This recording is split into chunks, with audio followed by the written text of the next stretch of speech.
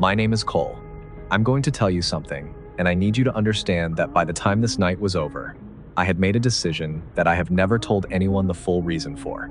People who know me know I quit the security job at Vantage Tower after one winter. They know I left a good-paying position without having anything else lined up.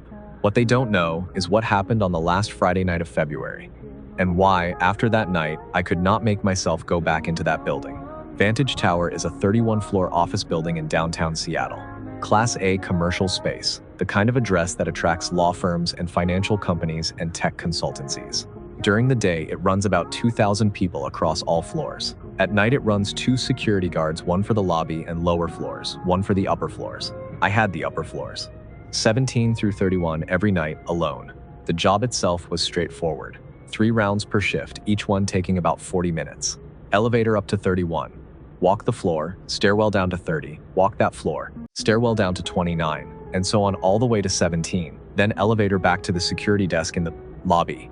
Log every floor, note any anomalies. On most nights, there were none. The building had a particular quality at night that took some getting used to.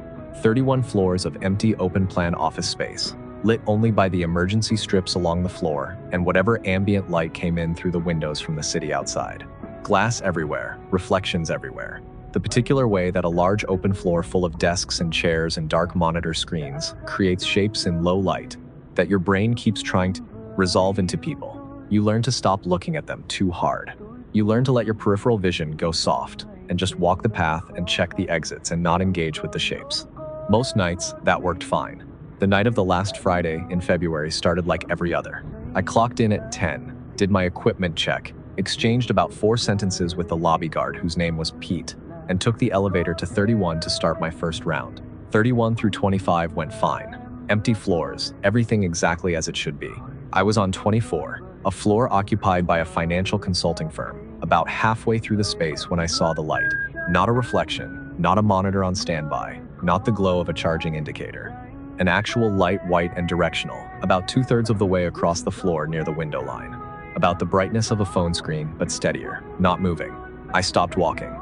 My first thought was what it always is when you see something unexpected on a dark floor at 2 in the morning. Someone had stayed late and fallen asleep at their desk. It happens. Someone grinds through until midnight, puts their head down for a minute, and the cleaning crew assumes they're a night owl. And the security guard on the previous shift misses them on rounds. I walked toward the light. When I was about 30 feet away, I could see it clearly. It was sitting on top of a desk near the window, a small battery-powered lantern, the camping kind, switched on and pointing upward at the ceiling. No bag nearby, no personal items, no sign that anyone had been sitting at that desk recently. The desk surface was clear and clean except for the lantern. Someone had placed it there deliberately. I stood there looking at it for a moment, and that was when I noticed the smell. Faint but unmistakable, the smell of cigarette smoke, recent smoke, the kind that still has warmth to it. On a non-smoking floor of a sealed office building at 2 in the morning. I keyed my radio and told Pete I had a possible unauthorized person on 24, that someone had left a light on and there was a smell of recent smoke, and that I was going to do a sweep of the floor. Pete said copy, told me to check in when I was done. What I did not tell Pete, because I did not fully understand it yet, was the other thing I had noticed. The light from the lantern was bright enough to cast shadows, and in the shadow it threw across the floor beside the desk, the shadow of the desk and the lantern and the chair, there was one shadow that didn't belong, roughly person-shaped, extending out from the side of the desk in the wrong direction to be cast by the lantern. Absolutely still. I kept my eyes on it as I reached for my radio and I said, in a voice that I worked very hard to keep at the same volume and cadence as every other radio call I had made that night, that I was doing a sweep of floor 24 and would check in when complete. Then I walked away from the desk. Not fast, not slow. The same pace I always walked, heel to toe, steady and quiet, the way you move when you don't want to announce yourself. Because here's what I understood in that moment, in a way that bypassed thinking entirely and landed somewhere older and deeper. I did not want it to know that I had seen it. I don't know how I knew that. I don't know what instinct fired or why, but the certainty was absolute. If it knew I had seen it, something would change. Something about the situation would become different and worse, in a way I could not articulate but understood completely. The only thing I had, the only possible advantage in that space at that moment was that I had seen it and it did not know I had seen it. So I walked to the far end of the floor, checked the stairwell door the way I always did, and went through into the stairwell. The moment the door closed behind me, I moved. Down the stairs. 17, not the elevator. Because the elevator opened back onto the lobby, and I needed to think before I was back in front of Pete with his questions I did not have answers to. I went down one floor to 23, and I stood in the stairwell with my back against the wall, and I breathed. Here is what I was thinking. Someone had gotten into the building, gotten to floor 24, and was crouching beside a desk in the dark. A person, a human person, hiding in an office building in the middle of the night. That was the rational explanation, and I held onto it the way you hold onto a rope over water. But the shadow had not been in a crouching position. It had been standing, and it had been absolutely, completely, profoundly still in a way that I cannot explain and cannot describe, except to say that nothing I have ever seen a living person do has matched it. Living people, even when they are trying to be very still, are not still in that way. There is always something, a breath that moves the chest, a microshift of weight, the body's constant small negotiations with gravity that we don't control and can't stop. There was none of that. Whatever was standing beside that desk was still in the way that things are still when stillness is not an effort, when it's just the default state. I called Pete on the radio from the stairwell. I told him the sweep was clear, no one found, probably a lantern left by a late worker. I'd bag it and bring it down at the end of the round. He said copy, normal. Then I stood in that stairwell for a while longer, and I thought about what I was going to do. What I did was go back to floor 24. I know how that sounds. I'm not sure I can explain it except to say that there was a part of me that needed to know, that couldn't leave it unresolved, and a part of me that understood that whatever was up there, if it was still there, still didn't know I had seen it. That was still true. I still had that. I came back through the stairwell door on the far side of the floor from where I had been before. The opposite end from the desk with the lantern. The floor was large enough that the lantern's light was just a glow from that distance, diffuse, not enough to see details. I moved along the window side, staying close to the glass, stepping carefully. I got to within about 60 feet of the desk. The lantern was still on. The shadow beside the desk was gone. The chair that had been tucked under the desk was now pulled out, sitting at an angle, facing slightly toward the direction I had come from the first time, the direction I had walked away from. Something had moved the chair. Something had watched me leave. I walked out of that building at the end of my shift at 6 in the morning, and I did not run, because I had made it through the remaining 4 hours by doing the only thing that felt survivable. I finished my rounds, I logged every floor, I said goodnight to Pete, and I did not go back to floor 24. On Monday, I gave 2 weeks' notice. I have not been back to Vantage Tower since that night, not for any reason. I have walked past it twice, and both times I looked up at the dark windows on the upper floors and thought about what it is to stand in a large silent space and watch someone walk away from you. No, they don't know you're there. It's a specific feeling. I know, because I felt it standing in the stairwell. The difference is that I was afraid. I don't think it was.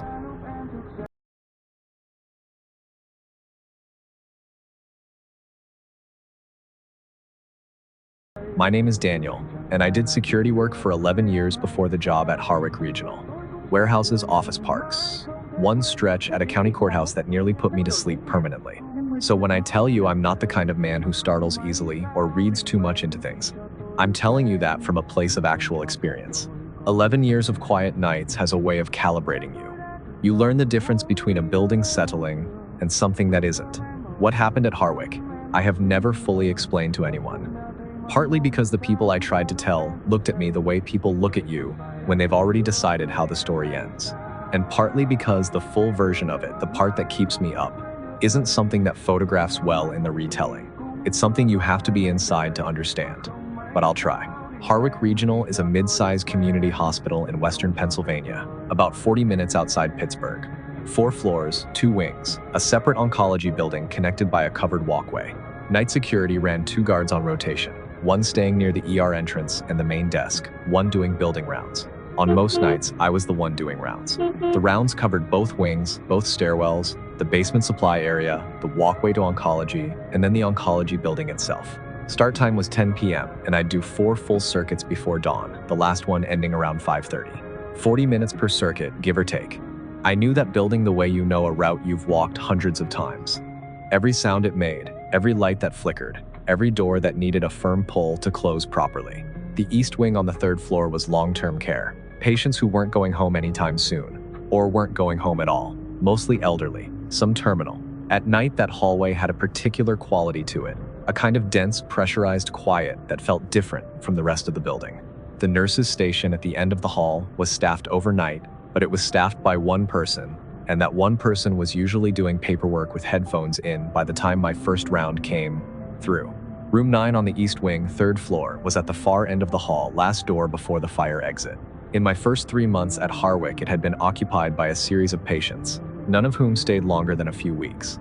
I didn't know their names. That was not my job. My job was to check that the door was properly latched on rounds, look through the narrow window panel, and move on. Which is what I did, every circuit, for 3 months. Then in early November, room 9 was empty, not between patients empty either. I asked about it once, casually, and one of the night nurses told me it had been taken out of rotation for a plumbing issue. A leak in the wall, she said. Maintenance had been through and it was being monitored, probably back in service within a couple weeks. The door stayed shut, the light inside stayed off. Nothing to note, nothing to check. On my rounds I would pass it, glance at the closed door, and keep walking. That lasted about 10 days. On the 11th night, near the end of my second circuit, I passed room 9 and the door was open. Not wide open. 4 or 5 inches, enough that the edge of it had drifted past the frame. The room inside was dark. I stopped. I checked the time, just past 1 in the morning.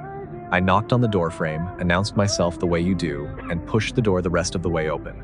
Empty room. Stripped bed, bare mattress, the particular blankness of a space that's been cleared out. The plumbing issue had apparently involved some drywall work. There was a patch section on the far wall about 2 feet square, still unpainted. The window shade was down. A folding chair sat in the corner for some reason, open, facing the bed. Nothing out of place. I pulled the door shut until the latch clicked, made a note in my log. Door found ajar, room vacant, secured, and continued my round. 2 nights later, same thing. Door ajar, same few inches. Same empty room. I reported it to my supervisor, a guy named Walt who had been doing hospital security since before I was born, and who treated almost everything with the same low-grade skepticism. He said it was probably the latch mechanism, that old hospital doors had a tendency to drift if the latch wasn't engaging cleanly, and that maintenance would look at it. I said fine.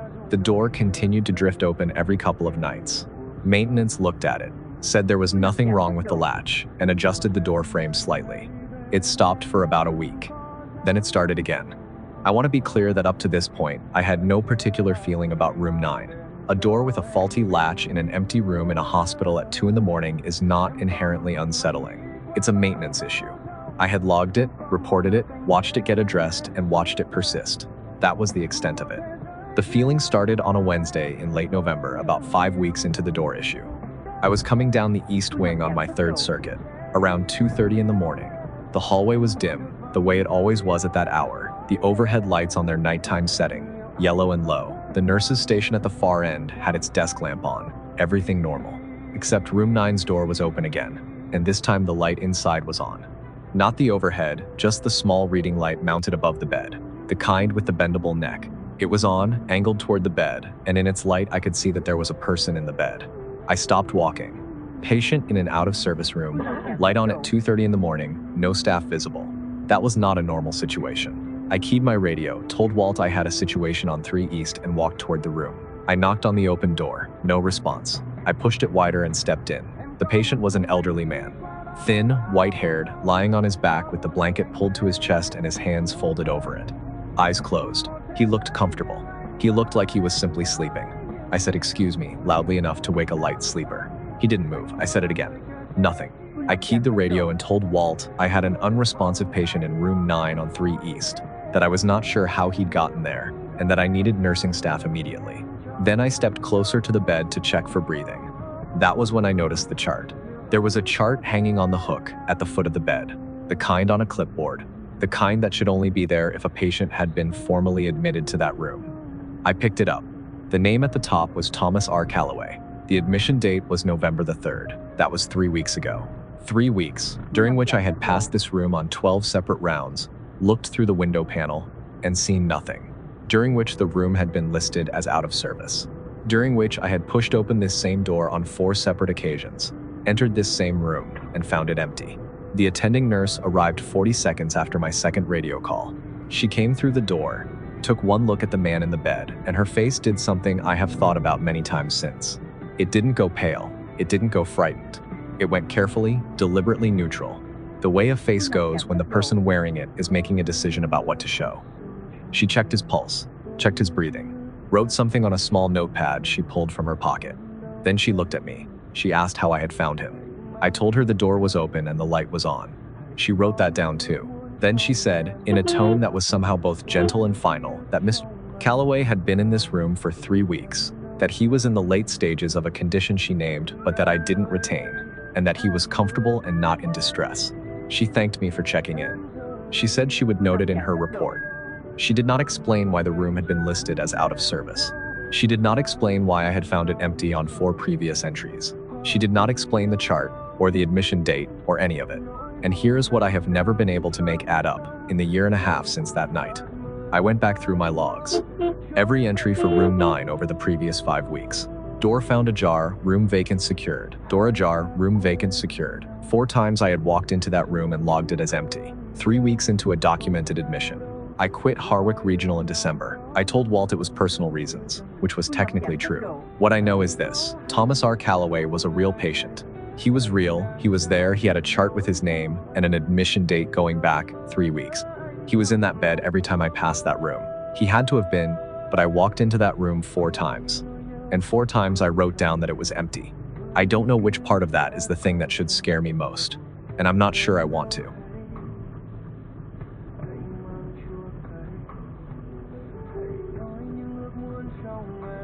My name is Ray, and I want to start with one thing so you understand the rest of this correctly. I am not a man who gets rattled.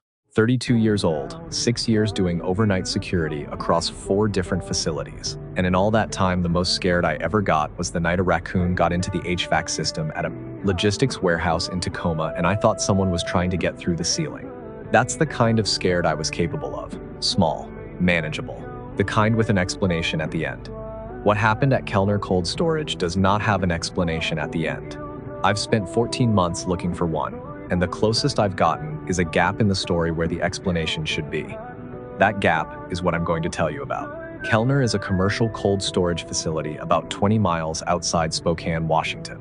If you've never been in one of those, picture a warehouse the size of a city block, divided into refrigerated sections that range from cool to deep freeze, depending on what's being stored. The company ran 3 shifts, but overnight there was no active staff, just 2 security guards covering the building and the surrounding yard. My partner on that shift was a guy named Brent, who covered the exterior and the loading dock area while I handled the interior. The interior of Kellner at night is one of the stranger environments I've worked in. Cold, obviously. Cold enough that you wore a second jacket on your rounds even in summer. The refrigeration units ran constantly. A low mechanical drone that filled every room and hallway and never changed pitch. The lighting was industrial, fluorescent tubes mounted high up on the ceiling, and in the coldest sections, some of them flickered or buzzed due to the temperature. It was the kind of place that felt indifferent to you. Not hostile, just completely, absolutely indifferent, the way a glacier is indifferent. You were there and that was fine, and the facility did not care about you in any direction. I want you to hold that feeling in mind. That sense of a place that doesn't notice you. Because the thing that happened started with the feeling that it did. 6 weeks into the job, January, deep into a Washington winter. My round started at 10 p.m. and I did 6 circuits through the night, each one taking about 35 minutes. I knew the layout by that point the way I knew my own apartment, every turn automatic, every sound cataloged. The middle section of the facility, what the day staff called the bridge, was a long connecting corridor between the 2 main refrigerated warehouses. Concrete floor, concrete walls, the drone of the refrigeration units on both sides, coming through the walls in a way that made it hard to localize sound. At the far end of the bridge was a secondary exit, a heavy steel door that led to the north yard. It was kept locked from the outside and required a key card from the inside. My key card, mine and Brent's and the facility manager's. On the night of January the 14th, on my 3rd circuit, I walked into the bridge and stopped. There was a smell. Not a cold storage smell. Not the clean, sealed, slightly chemical smell that the facility always had. Something organic, warm. The kind of smell that registers in a place that cold is profoundly wrong, the way a lit match registers in a dark room. It was the smell of a person. Body heat and breath, concentrated and close, in a corridor that was empty as far as I could see in either direction. I stood still and I listened. Nothing. Just the drone. I walked the full length of the bridge, checked the door at the far end. Locked, secure, walked back. The smell faded as I moved away from where I had been standing, which meant it had a point of origin. I stood in that spot again and turned slowly, trying to locate where it was coming from. It was coming from above me. The bridge had a utility space above the ceiling, accessible through a hatch about 2/3 of the way along. Storage for maintenance equipment, duct access, that kind of thing. The hatch was a standard ceiling panel, the kind with a pull-tab latch. The pull-tab latch was extended.